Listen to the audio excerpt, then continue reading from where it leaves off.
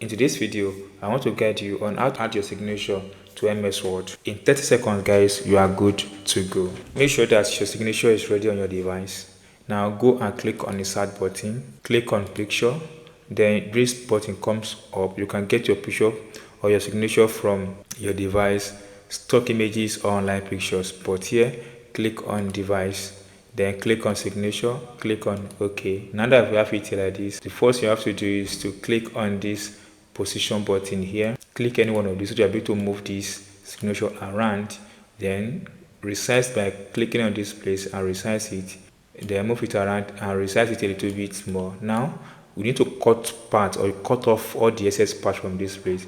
Move your mouse and click on this crop button here. It comes out, then drag this one until you have what you wanted here. Let's keep adjusting and remove the unwanted part of this signature from this place. Now click outside.